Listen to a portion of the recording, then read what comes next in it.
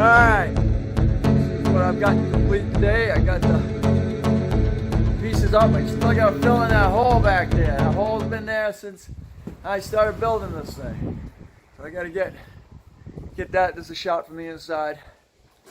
And then, because my wind is changing now, I'm getting a heck of a lot of wind. It looks like it's going to rain.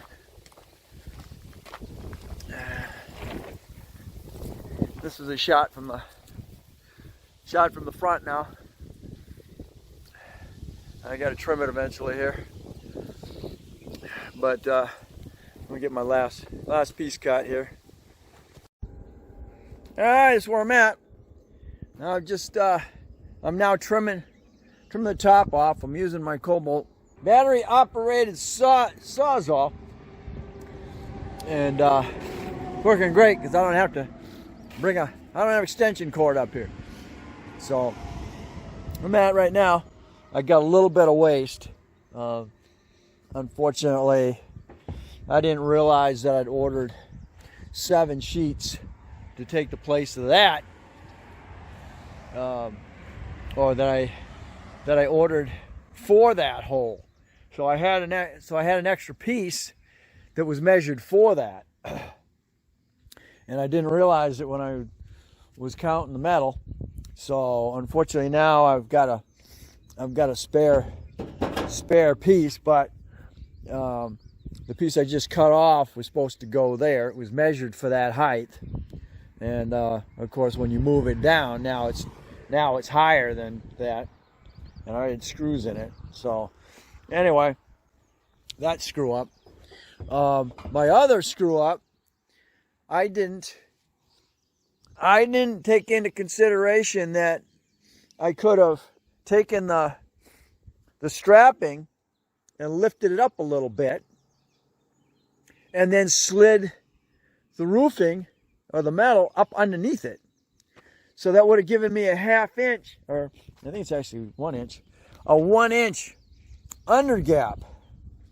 So then when I laid this down on top of it, there'd been a 1 inch under gap. So now I got to use flashing. Probably had to use flashing anyway, but it would have been nice to have an extra 1 inch underneath it, keep it from leaking. So unfortunately, that was another screw up. So anyway, what are you gonna do? Too late now. I'm not pulling all these screws out and freaking unbolting those, and it's just too far down the road. So thank God I'm not working for a customer. Anyway, so there we go. I just got a little bit more to cut off here, and then I'll have this trimmed up. All right, here's another view from inside again. I got that end done, and I wrapped it around the far end. So I've got the tarp laid over, so so it covers in the gap right there, which I still got a gap down there. As you can hear, it's starting to rain. So, but I got it all.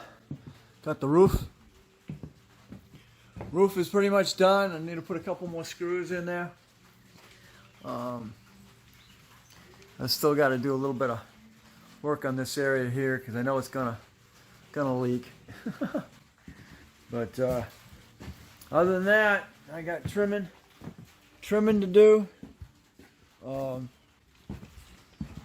Trimming to do on the roof, and then I do the back side, and then the front side with metal, and then I can I'll be done.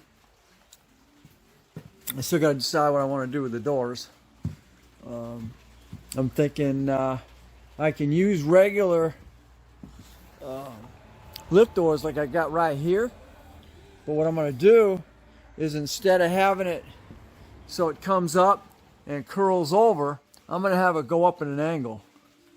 Hey, there's a hornet's nest. Have it come up, and then the door can go up at an angle up towards the roof instead of curling over like this one does here. So I can go from that evolution.